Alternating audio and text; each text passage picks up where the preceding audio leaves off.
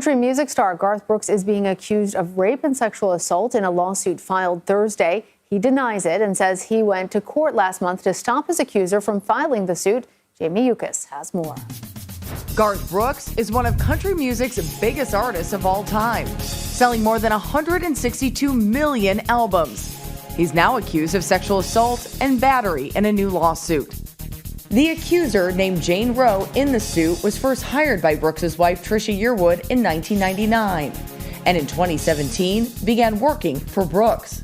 The suit details an alleged incident in 2019, claiming that Brooks raped Roe in a hotel during a work trip, citing, quote, Brooks appeared in the doorway to the bedroom, completely naked. It continues to state Roe felt trapped in the room alone with Brooks, with no one to help. In the suit, Roe also accuses Brooks of repeatedly exposing himself to her and sending sexually explicit text messages. This is off-brand in just about every way you can imagine. Jem Aswad is the executive music editor for Variety. He's as red, white, and blue as they come. It's unclear how or if these allegations will affect Brooks' image. But it's a very, very dedicated, faithful fan base. So if people start attacking him on social media, so what? It's not going to hurt him like it would a pop star. The way that it would harm him in the most is ticket sales. I'm Jamie Yukas in Los Angeles. All right, guys and gals, welcome to the show right now. Hey, tonight on the program, we're talking Garth Brooks. We've got Luke Bryan. Let's see, we got Brooks and Dunn, Ella Langley, and CMAs, and so much more. This is What's Cookin' in Country.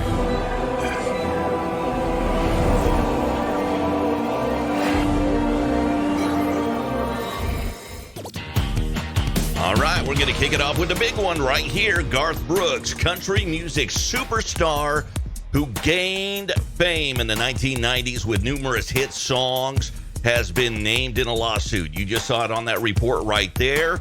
And first announced on Thursday. So if you haven't heard about this, where you been, man? I'm telling you right now, this lawsuit is accusing him of sexually assaulting a hair and makeup artist in 2019.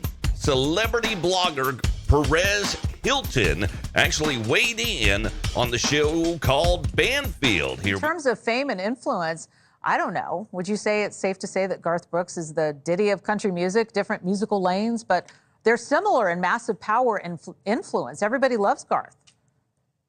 Yes, but I wouldn't make that comparison because Diddy is now associated with extreme, horrific criminality. And thus far, Garth is accused of awfulness, but only by this one woman. And he is innocent until proven guilty or proven to be innocent in court.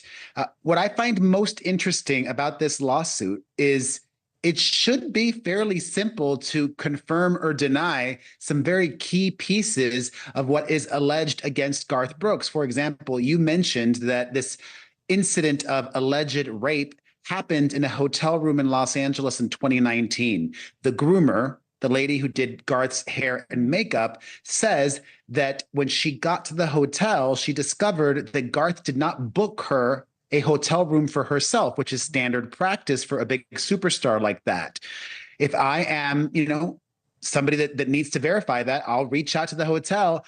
Did this woman have her own room there? Was there a reservation under her name?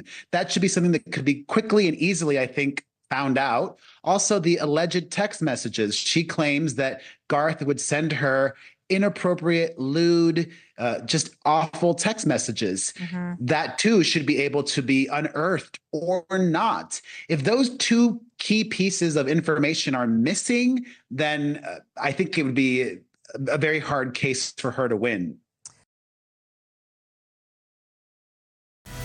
Yeah, and that's kind of what I was thinking too, If this is indeed true, it should be easy to verify the hotel booking and, more importantly, those text messages. So they should be able to discover that throughout the investigation of this thing. So Perez, he actually went on more on that show to talk about what others in the country music industry or that world are saying. Here we go. Well, it depends who you ask, like anything. There are some people who remember the early 2000s when Garth was married to his first wife, and there was a little bit of overlap. Some might say there was a similar situation to what Brad Pitt and Angelina Jolie had, because he began allegedly, he got friendly with his now wife, Trisha Yearwood, while they were on tour together, and he was still married to his other wife. So he does have a considerably wholesome, beloved reputation, but it's not been completely scandal-free or checker-free. But yes, he has defiantly spoken out, released a statement after this explosive lawsuit was made public today, confirming that he feels that he was extorted, that he was asked to pay millions of dollars in order to make this go away, and that he did not feel that was the correct thing to do because he's not done these things, he says. Right. And I do want to mention that statement because we do have it and we want to read it to be fair.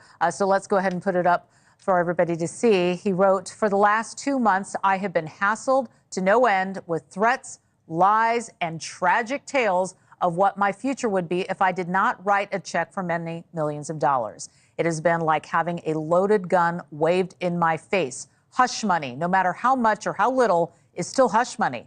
In my mind, that means I'm admitting to behavior I am incapable of, ugly acts no human should ever do to another." Yeah, so obviously this has shaken many people in the country music world, me included.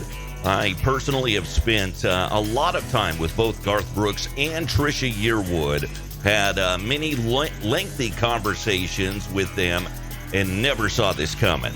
So one of my other friends, who was once one of the biggest country programmers in the country, especially when Garth Brooks was, rising up in the music in the 90s, he shared his own story to Facebook earlier, and this is what he had to say. I'm going to keep him anonymous right now, but this is what he had to say.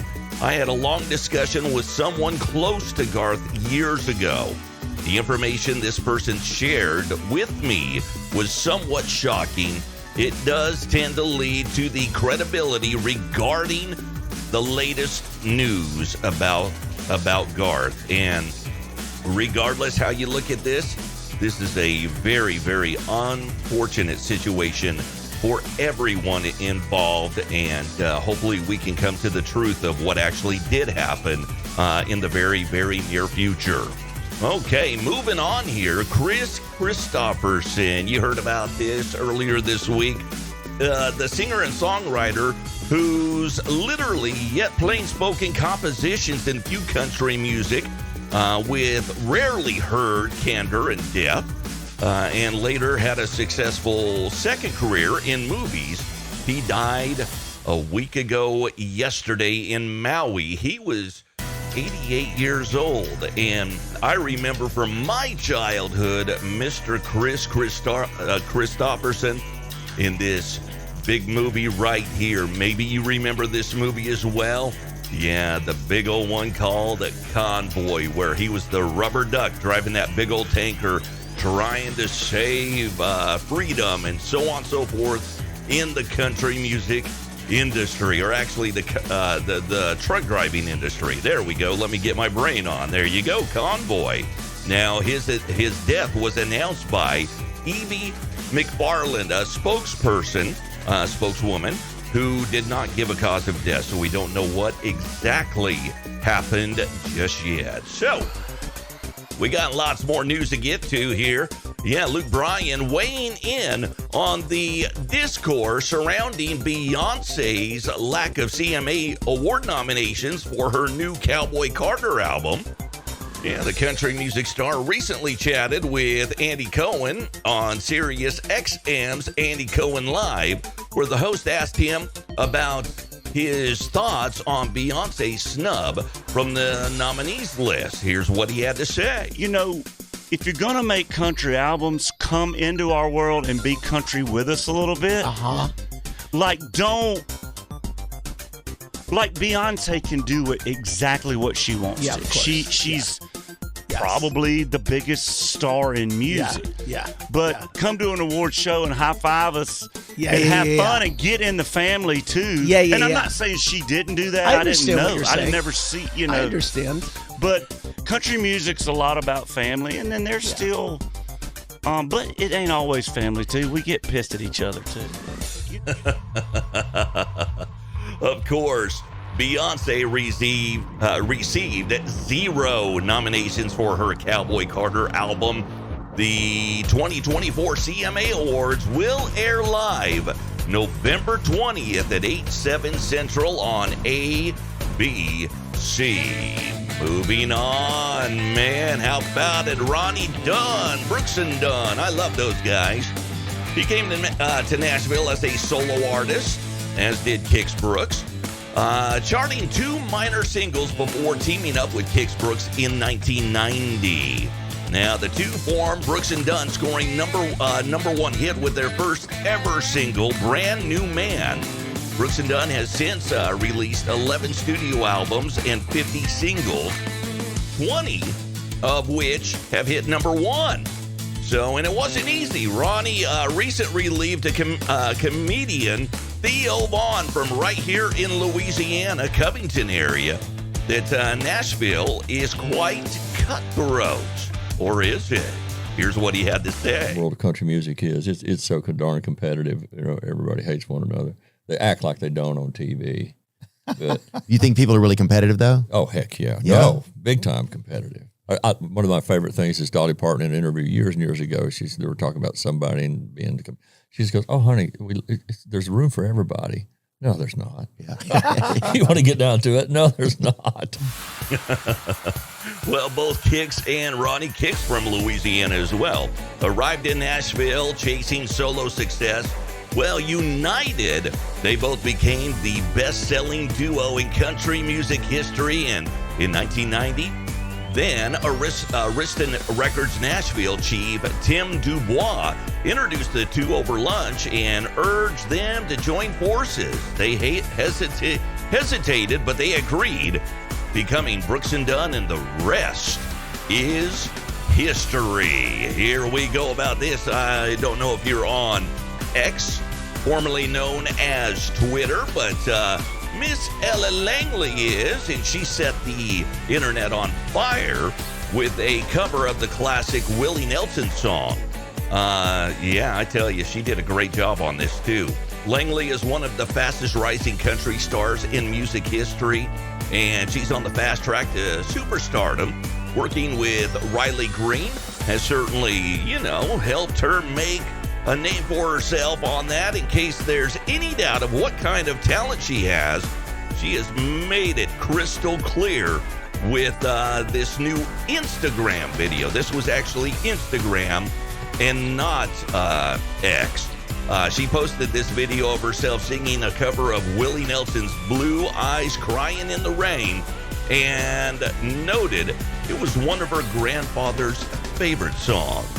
So there we go, guys and gals. Starting off kind of serious. We're going to see what is going to be happening with this situation with Garth Brooks. We're going to keep up to date with it as much as we possibly can.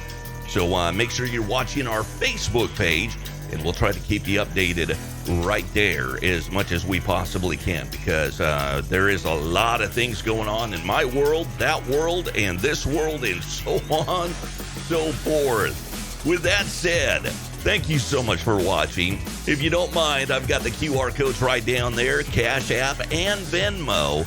If you're able to, it helps grow this channel and build this thing as we try to get bigger and bigger and bigger with it, and provide you with good, fast, reliable content. And it's just wonderful. If not, like, share, subscribe, if you can, please. Just that little gesture goes a long way. Well, till next time, just remember who is in charge, man. He is, and he always will be. And we'll catch you in the very near future with more breaking news right here on What's Cooking in Country. I'm Hot Rod Thompson. Have a great night.